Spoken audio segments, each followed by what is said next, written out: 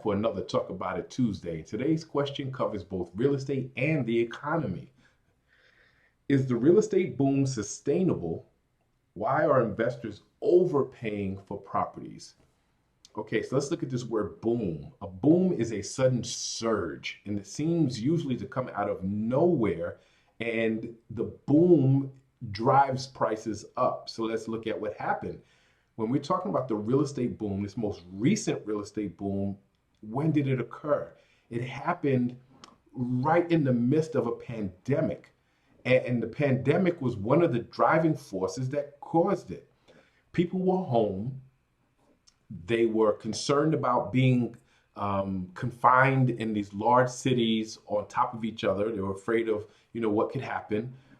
They had time on their hands because many people were home or working from home, and they actually reimagined their entire lives. So people reimagined where they would work, how they would socialize. They reimagined where they would live, how they would live. And all of a sudden, we saw people moving from big cities and moving to smaller cities that were spread out more than they were accustomed to. But the boom is regional. And so we saw places like Boise, Idaho. All of a sudden, there's a boom. We saw, towns in Arizona where there was a boom. We saw Indianapolis, Indiana start to come back. We saw all these places that had not been, attractive to people suddenly become attractive. Especially once people realize, hey, I can work from home. I might as well have a great environment. I might as well, get more home for my dollars. And so all of a sudden we saw this mass transition from cities. We saw this exodus from the cities and this wave of migration to other places. So what drives prices in real estate? Three things: supply, demand, and the cost of borrowing. And so the supply quickly started to, erode because there were so many people who made money in the big cities going to these small places where the places were affordable. And because the supply was lower, it drove the prices up. The demand was great because of what we talked about in the pandemic, and the cost of borrowing was at a historic low. So you can get a lot of house, you can borrow a lot of money inexpensively. So the question is it sustainable? No.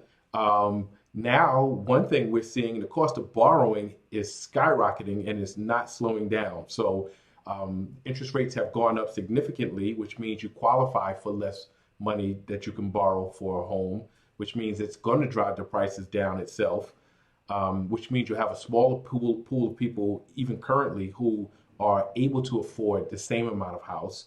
The demand is gone down. We have this massive inflation, which has caused the building costs to go up. Not only the labor costs, but also the materials have gone up. So the prices are going up. The cost of borrowing is going up, which makes the pool of available buyers less and the supply less. So it is not sustainable. It will go down. Hopefully it won't crash.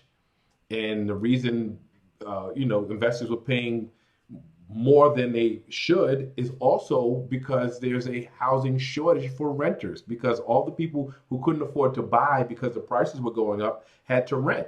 So investors were gobbling up everything they could, to buy and hold. And so they're willing to pay a little more for buy and hold than for buy and flip. So the buy and flip market is going to just be over. So you won't see investors overpaying in that regard. And the buy and hold market, you might see a little overpayment for a little while, but again, the cost of borrowing is so great, the rents won't cover it, so it's going to end up bringing down the prices. So great question. Lots of factors that all collided all at once that caused the boom. All those factors now are pretty much gone. And so you'll see the prices come down. You'll see, the market correct itself. So again, great question. I'd love to hear your comments. Please comment, like, share, subscribe. Keep the questions coming, and I'll see you next Tuesday.